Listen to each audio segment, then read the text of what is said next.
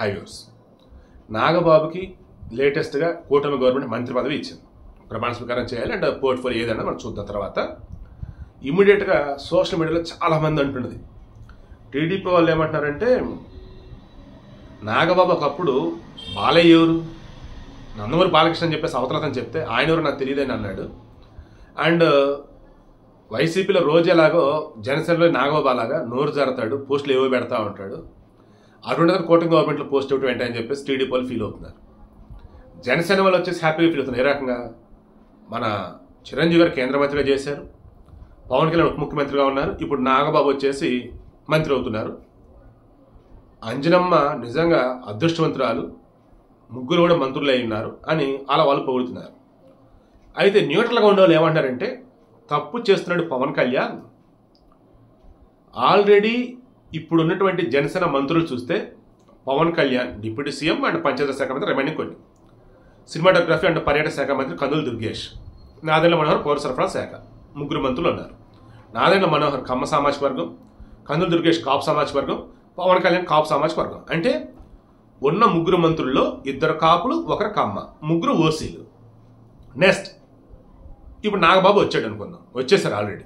So నలుగురు మంత్రుల్లో ముగ్గురు కాపులు, నాగబాబు, పవన్ కళ్యాణ్, కందుల దుర్గేష్, ముగ్గురు కాపులు, ఒకళ్ళ కమ్మ, నలుగురు ఓసీలు, అందులో నలుగురులో ముగ్గురు కాపులు. దెన్ ఇక జనసేన వచ్చేసి బీసీ ఎస్సీ ఎస్టీని ఎలా దగ్గర తీసినట్టు, వాళ్ళ అసలు సైడ్ వస్తారా, తప్పు చేస్తున్నాడు పవన్ కళ్యాణ్ అని చెప్పేసి ఇంకొంతమంది మాట్లాడుతున్నారు. మేబీ ఈ విషయాన్ని మరి ఎలా తీసుకుంటాడు, ఎలా కన్విన్స్ చేస్తాడో చూద్దాం. బట్ నాగబాబు విషయంలో అయితే పవన్ కళ్యాణ్ చేసింది ఎలా అంటే, చిరంజీవి గారు ప్రజారాజ్యాన్ని కాంగ్రెస్ విలీనం చేసినప్పుడు ఆల్మోస్ట్ ఇంకా చిరంజీవి గారు దూరం జరిగేశాడు పొలిటికల్గా అన్నప్పుడు. అన్నగా ఎప్పుడు ఆల్మోస్ట్ దేవుడు అన్నట్టుగానే ఉంటాడు. బట్ నాగబాబు అలా కాదు, పొలిటికల్గా అన్నప్పుడు Pawan Kalyan day one support ఇస్తూనే ఉన్నాడు. అండ్ పవన్ కళ్యాణ్ ఎవరైనా ఏదన్నా సరే ఊరుకునేవాడు కాదు. అండ్ మెగా ఫ్యాన్స్ అందరం కూడా ఏకతాటి మీద నడిపించడం నాగబాబు. 2024లో ఆల్మోస్ట్ ఆయనకి అనకాపల్లి ఎంపీ టికెట్ కన్ఫర్మ్ అయింది. బట్ అది బీజేపీ సీఎం రమేష్ ఇచ్చేశారు. మన టీటీడీ చైర్మన్ బీఆర్ నాయుడుకి ఇచ్చారు. రాజ్యసభ అన్నారు, అది వచ్చేసి బీజేపీలకు 1 వెళ్ళింది, టీడీపీలకు 2 వెళ్ళింది. ఇప్పుడు ఈయనకు వచ్చేసి మరి ఇంకేంటి అన్నప్పుడు ఆల్మోస్ట్ జనసేన ఉన్నటువంటి చాలామంది నాగబాబు ఫ్యాన్స్ కానీ మెగా ఫ్యాన్స్ కానీ ఒక రకంగా ఆలోచిస్తూనే ఉంటారు, అన్యాయం చేస్తారు నాగబాబు అని. అందుకే ఇప్పుడు ఆయనకు పోస్ట్ ఇచ్చున్నారు. ఈయన ఏం చేస్తాడు, జనసేనలో ఉన్నటువంటి వారిని ఎట్టి పరిస్థితుల్లో కూడా టీడీపీ సైడ్ నెగిటివ్ వేలో ఆలోచించకుండా ఉండేలా చేయవచ్చు. అండ్ టీడీపీ జనసేన మధ్య వైసీపీలను చిచ్చుపెడదామని చూస్తే గట్టిగా ఈయన కౌంటర్ ఇవ్వచ్చు. అండ్ దానికి తగ్గట్టుగా శ్రేణులను రెడీ చేస్తాడు.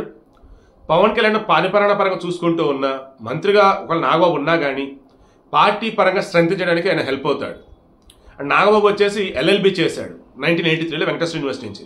ఆయన ఏజ్ ఇప్పుడు అరౌండ్ 63. సో వయసు పరంగా, చదువు పరంగా, ఓవరాల్గా పవన్ కళ్యాణ్ పలు సందర్భాలు చెప్పినప్పుడు కూడా నాగబాబు ద బెస్ట్ వేలు ఎన్నో పుస్తకాలు చదువుకున్నాడు. నాకు ఈరోజు ఈ నాలెడ్జ్ రావడం కారణం కూడా మా అన్నయ్య అని చెప్పున్నాడు. సో ఇన్నాళ్ళకి నాగబాబుకి సరైన పొజిషన్ వచ్చిందని నాకు అనిపిస్తుంది. ఇప్పుడు ఆయన ఉన్న స్కిల్స్ ఏంటని మనం అందరూ చూద్దాం. బట్ అంతిమంగా పవన్ కళ్యాణ్ అయితే తప్పు చేయాల. అండ్ చంద్రబాబు గారు సైతం అన్ని ఆలోచించి వైసీపీని పాతాలను తొక్కాలి, వైసీపీ నుంచి వచ్చే వాళ్ళలో మంచి వాళ్ళని ఫిల్టర్ చేయడం కానీ, వైసీపీ ఎక్కడన్నా టీడీపీకి జనసేన చిచ్చు పెట్టాలనుకున్నప్పుడు దానికి అడ్డుకట్ట వేయాలన్నప్పుడు కానీ నాగబాబు లాంటి వ్యక్తి మంత్రి పదవిలో ఉంటే ఇంకా బెస్ట్లో ముందుకెళ్ళొచ్చు.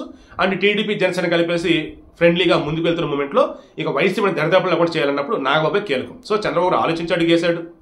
ఇక పవన్ కళ్యాణ్ అన్నప్పుడు ఆయన ఆలోచించుకోవాలి, ఉన్న 4గురిలో 3 కాపులేంటి అనేసి, అండ్ ఉన్న 4 కూడా ఓసీలు ఏంటి అని చెప్పేసి ఆయన ఆలోచించాలి. ఎందుకంటే చంద్రబాబు అలా కాదు. చంద్రబాబు ఒక మీటింగ్లో కూర్చున్నా ఆయన పక్కన వచ్చేసి మీరు బాగా అబ్జర్వ్ చేయండి, అయితే బీసీలు, ఎస్సీలు, ఎస్టీలు ఉంటారు, ఓసీలు వేరే వాళ్ళు ఉంటారు. కమ్మ సామాజిక వర్గంలో ఆల్మోస్ట్ దూరం పెడతాడు ఆ మనిషి అయితే. ఇప్పుడు ఆయన కొడుకు లోకేష్ ఉన్నాడు అంతే. ఇక ఆయన ఫ్యామిలీ మీరు ఎవరైనా చూడండి, నందమూరి ఫ్యామిలీ నుంచి కూడా ఎవరు లేరు మంత్రివర్గంలో. రిమైనింగ్ కాపులు, కమ్మలు, రెడ్లు అన్నప్పుడు కూడా ఆల్మోస్ట్ అందరికి ఈక్వల్ వెయిటేజ్ ఇస్తూ పోయాడు చంద్రబాబు నాయుడు. సో తన మీద క్యాస్ట్ ముద్ర పడకుండా జాగ్రత్త పడుతున్నాడు చంద్రబాబు నాయుడు. అయినా సరే ఆయన మీద ముద్ర వేస్తూ ఉంటారు.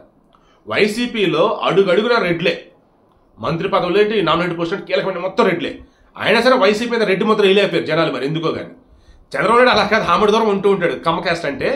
అయినా సరే ఆ మనుషులు ముద్ర వేస్తూ ఉంటారు. నేను గతంలో కూడా చెప్పాను, నేను దగ్గరుండి కూడా చూసా. కమ్మ సామాజిక వర్గం వాళ్ళంటే ఫస్ట్ ఆ మనిషిని దూరం పెడతాడు చంద్రబాబు నాయుడు. సార్ కమ్మ తీసి పక్కన పెట్టాడు సార్, మనిషి చాలా మంచోడు, మంచి సబ్జెక్ట్ ఉన్నాడు, వర్తున్నాడు అంటే అన్ని చెక్ చేసా, ఓకే ఇప్పుడు ఇవ్వండి పోస్ట్ అంటాడు. సీరియస్లీ మీరు మరలా క్రాస్ చెక్ చేసుకోండి.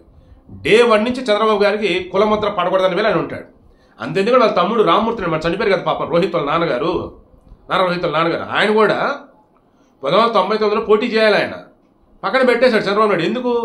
అన్న ముఖ్యమంత్రిగా ఉన్నాడు, తమ్ముడు కూడా ఏదో ఒక పొజిషన్ అన్నప్పుడు ఇంకా లేనిపోయిన విధంగా అన్న పేరు చెప్పి తమ్ముడి పేరు చెప్పి మధ్యలో చెంచాగాలు ఉంటారు. ఆయన మోరారు పార్టీలు అంతర్గతంగా వేరే విధంగా అది అనుకుంటున్నప్పుడు కూడా తేడాలు వస్తాయి. ఆ తమ్ముడిని పక్కన పెట్టారు. ఆ తమ్ముడిని వైఎస్ రిమైండింగ్లో వచ్చి చంద్రబాబు మీద దువ్వారు గట్టిగా. ఆ మూట రామ్మూర్తి అంటే పాపం తొందరపడ్డారు. కానీ ఆ తర్వాత అర్థమైపోయింది, అమ్మ బాబు ఈ కాంగ్రెస్లో దూరంగా ఉండాలని. దూరం జరిగాడు. అలా దూరం జరిగి ఆయన బతికితే బతుకుతూ ఉంటే ఓరే దేవుడా ఆయన జీవితాన్ని నాశనించి చంద్రబాబు ఆయన అసలు ఏమైపోయాడు ఏంటి అని చెప్పేసి దారుణంగా శవరాజకీయాలు ఈ వైసీపీ వాళ్ళు.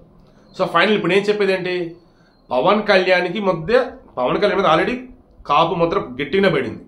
దాన్ని ఆయన ఓవర్కమ్ చేసి అందరిని కలుపుకొని వెళ్లే విషయంలో ఆయన ఒకసారి ఆలోచించుకోవాలి. చంద్రబాబు మాత్రం ఎక్కడికక్కడ పార్టీ పరంగా, ఫ్రెండ్లీ పరంగా, ఇంటర్నల్గా పరంగా అన్నీ కూడా జాగ్రత్తగా లోకేష్కి నీట్గా పెట్టేసి పోతున్నాడు. ఎలా ఉండాలి ఏంటి మొత్తాన్ని చెప్తున్నాడు, మనకు కూడా చూపిస్తూనే ఉన్నాడు.